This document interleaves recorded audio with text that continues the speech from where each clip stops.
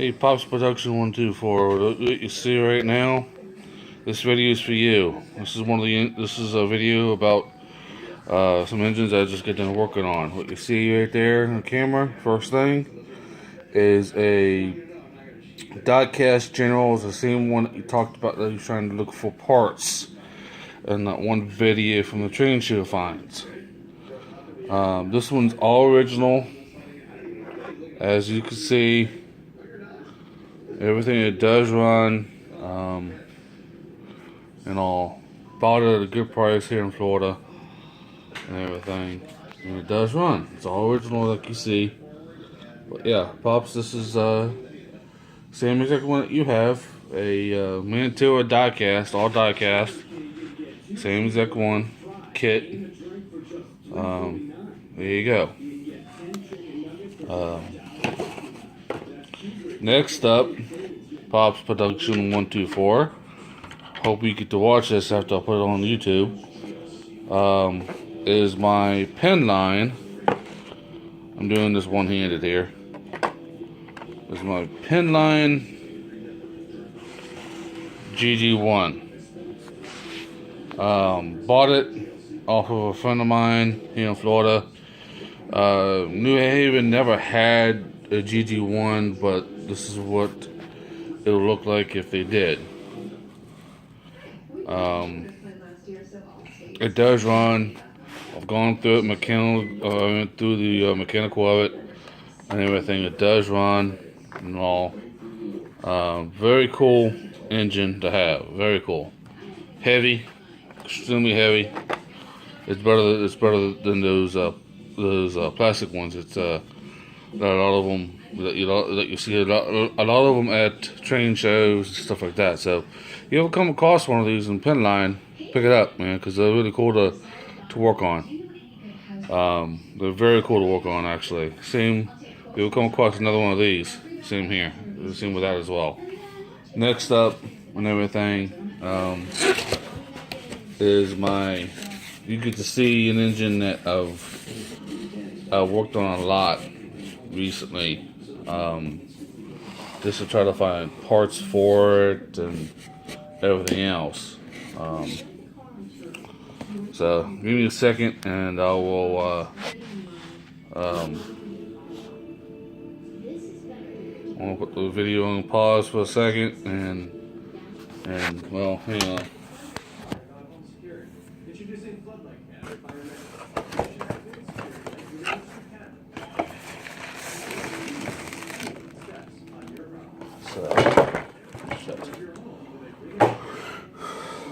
Stop that.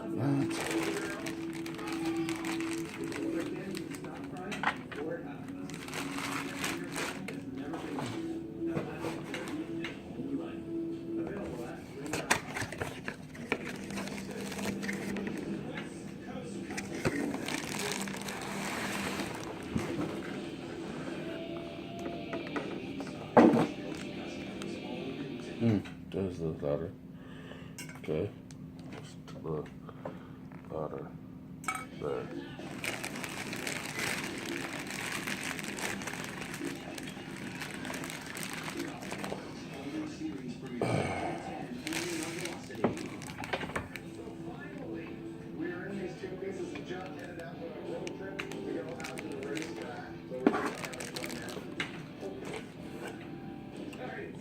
All right.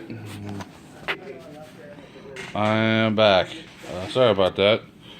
I'm trying to hold the camera and do it with one hand and with extremely difficult, so that's why I had to put the camera down. So I apologize. Pops Production, what you see right here in front of you is it's called a T1, made by Bowser. It's a 4444 locomotive. As you see, I bought it with a bunch of other different locomotives, and I sold off a lot of them already, but this was the one main one that I was going to keep no matter what, and everything. When I first got it, it did not have a rear tender truck on it. This one it does now, even though it's the wrong one. It's the rear tender truck's made by Broadway Limited.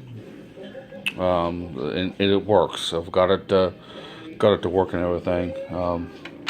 So it sits almost level to the top of the cab, but you know, for what took me so long to find the parts, I'll take it no matter what. This locomotive on eBay is a very expensive locomotive. If you ever come across one at train shows in California, pick it up. Definitely pick it up, because you ain't gonna find another one of these like this. Definitely pick it up, because it's about $400 or $500, just like you see it right here.